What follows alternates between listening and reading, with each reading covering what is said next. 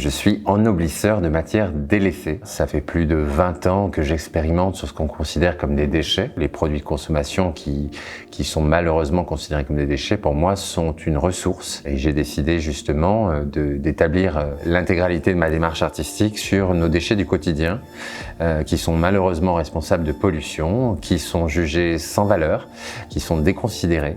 Et c'est vrai que j'aime dans ma démarche artistique sublimer et rendre noble ce qu'on déconsidère et qu'on considère justement comme vilain. Donc c'est vrai que je me suis fait connaître par exemple pour rendre ultra esthétique des sacs plastiques errants, abandonnés, les filets de pêche, des vieux mégots de cigarettes que tout le monde rejette mais qui peuvent devenir pièces d'exception, qui peuvent être inclus dans des marqueteries. Et l'essentiel dans mon travail, c'est vraiment qu'il y ait du sens, que ça raconte une histoire et montrer qu'au final, voilà, les matériaux qu'on utilise sont des ressources, bien souvent sont issus de ressources rares, non renouvelables, comme par exemple le plastique. C'est vrai que j'appelle bien souvent ce qu'on considère les déchets plastiques du jus de dinosaure, pour le coup qui a mis des millions d'années à se constituer, et donc pour moi qui est aussi noble que l'or ou que le diamant. Et c'est vrai que j'ai voulu dans mon travail justement remettre cette lumière là-dessus et montrer qu'au final, avec un travail minutieux, et puis une sensibilité qui est justement la mienne, qui est cet hommage au vivant qui m'inspire depuis tout le temps, et pour le coup c'est vrai que je suis totalement inspiré par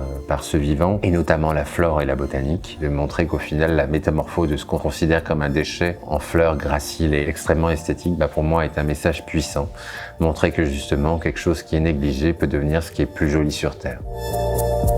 Ma démarche, vraiment, elle a été initiée à mon arrivée sur Paris, j'avais 20 ans. Je viens de la campagne où je me rêvais artiste et où travailler dans les plantes. Je me rêvais botaniste aussi. C'est vrai que ça a toujours été mon univers, sauf que c'est vrai que j'ai pas forcément grandi avec la culture qu'on pouvait vivre de l'art. Je suis parti de ma région natale, qui est la Lorraine, pour arriver à Paris, sur le territoire parisien. Et c'est vrai que à Paris, la nature me manquait cruellement. Ce que j'avais comme paysage, malheureusement, c'était les marques humaines, et notamment tous nos déchets du quotidien, et notamment le déchet plastique, qui pour le coup dans les années 2000, il n'y avait pas les réglementations d'aujourd'hui et ils étaient plus que présents. Le déchet, mine de rien, c'était la ressource disponible, qui était du coup gratuite et qui pour moi a tout de suite été inspirante. Je pense que ça a commencé par un sac plastique qui virevoltait dans les rues de Paris. Celui-ci, je l'ai récupéré. J'ai vraiment focalisé sur la texture de cette matière, la translucidité d'une pétale de fleur. Et c'est vrai que tout a commencé par là. J'ai commencé un peu à tous les récupérer. Comme je n'aimais pas les fleurs artificielles qui habituellement sont réalisées en soie, qui ont peut-être des teints peut-être plus mat. Je trouvais justement dans le traitement du déchet plastique que je faisais à l'époque, cette fragilité qu'ont les pétales de fleurs, cette transparence. Nos déchets issus des produits de consommation ont des technicités incroyables, on a des jeux de transparence,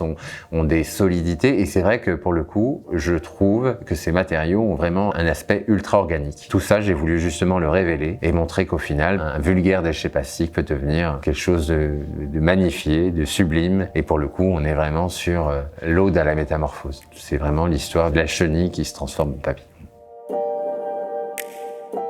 Travailler avec des déchets est encore plus complexe que produire sa matière. Parce qu'au final, je suis obligé de produire ma propre matière parce que je pars de produits et j'essaie de récupérer sa matière pour l'ennoblir. Et je suis totalement en 100% en résilience parce qu'au final, je m'adapte au design industriel qui est créé. Je m'adapte aussi à toutes les marques de la première vie de ce produit de consommation, donc les rayures, les salissures et tout ce qu'on veut. Et aussi à la diversité, parce que ça aussi c'est une vraie problématique, c'est que tous ces produits sont composés justement de divers matériaux distincts les uns des autres, des colorimétries différentes.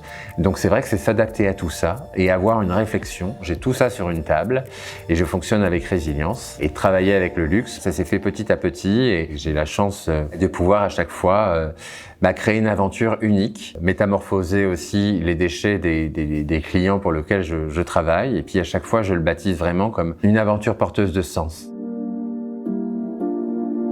J'ai eu la chance d'être sollicité par la Maison Balzan. C'était la première fois justement que j'étais sollicité par une marque qui réalise du revêtement de sol, un industriel français. Donc ça, c'était important pour moi également. Je l'ai vu comme une rencontre, un univers que je ne connaissais pas, une industrie que je ne connaissais pas et qui a été fantastique à découvrir. J'avoue que la visite des usines a été fascinante. Quand j'ai été sollicité par la Maison Balzan, au final, c'est aussi ces valeurs-là qui ont été le fil conducteur.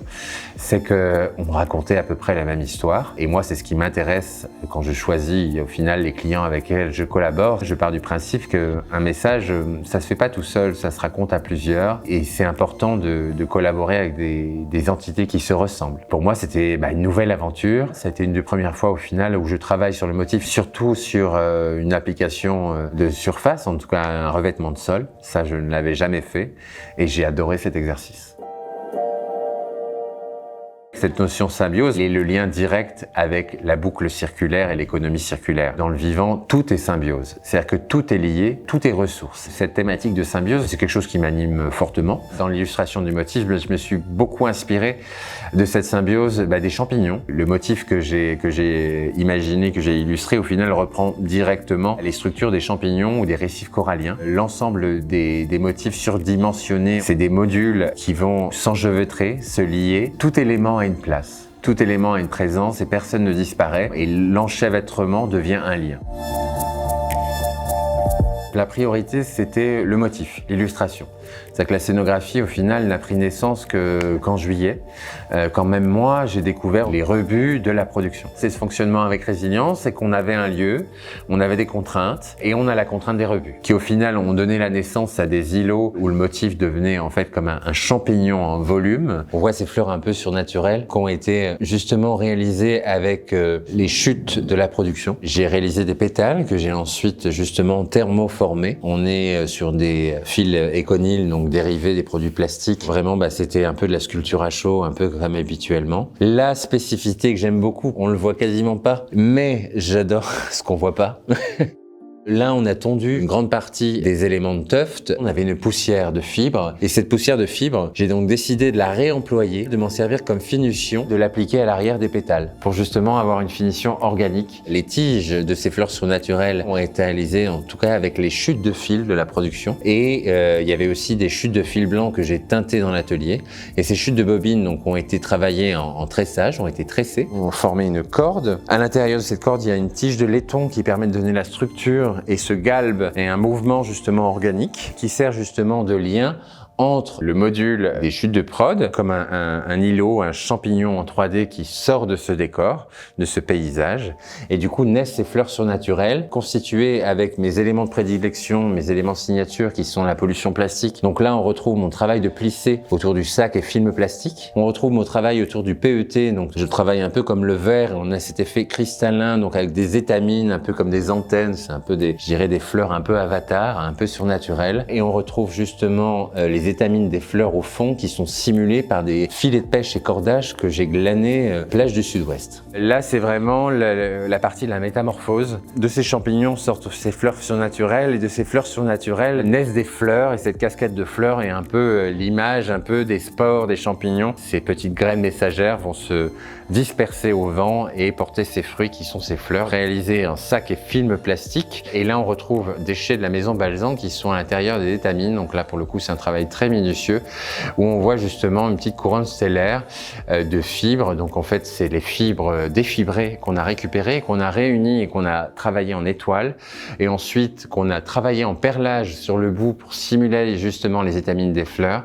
Et ensuite, qu'on a colorisé pour avoir un effet de contraste. Et là, j'ai voulu montrer des pièces de galerie baptisées Poppy Gigantea Petrotoxica. C'est des sculptures qui donnent vraiment cet effet de travail de verre et du cristal. Ce sont des bouteilles plastiques errantes, abîmées, rayées, tout ce qu'on veut, qui ont été entièrement reteintées, sculptées, gravées, dépolies. On retrouve le filet de pêche plage des Landes, très structuré, travaillé en perlage et colorisé. On retrouve également un élément organique qui est une cosse de pavot, d'où le nom de pavot. Ces déchets ont été montés sur des matériaux nobles comme le laiton, qui a été vraiment travaillé, texturé d'une matière organique, qu'on quitte l'aspect métal mais qu'on retrouve justement un côté vivant en métal et associé à du chêne massif. Voilà, et là on a des pièces uniques qui se trouvent en galerie.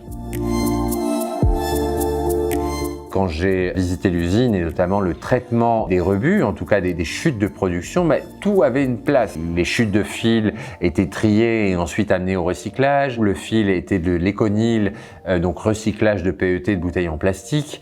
Donc tout ça, moi, me parlait. C'est-à-dire que ça avait vraiment du sens de collaborer déjà avec une maison sur le territoire et en plus qu'avait cette bienveillance écologique et environnementale. C'est tellement du bon sens, c'est sûr que je pense qu'on peut faire différemment parce qu'avant on le faisait différemment. C'est important d'avoir ces notions de résilience. C'est en fait avoir sa réflexion créative par rapport à ce qu'on a et par rapport aux contraintes. Et je trouve que justement, plus on a de contraintes, plus les contraintes sont précises, on peut tout faire. C'est-à-dire que c'est comme un peintre, je fonctionne vraiment comme un peintre. Au lieu d'avoir une palette de couleurs, au final, j'ai ma palette de contraintes et de toutes ces contraintes, j'essaye de faire naître du beau et de la poésie. Je voulais faire comme un paysage. Je voulais qu'on rentre dans cette pièce et qu'on voyage, qu'on fasse tout le parcours de la salle et qu'on découvre une cité organique assez incroyable où au final chaque chose répond à quelque chose, qu'on se balade et qu'on ait envie de faire l'intégralité du tour de toute l'illustration globale comme un voyage.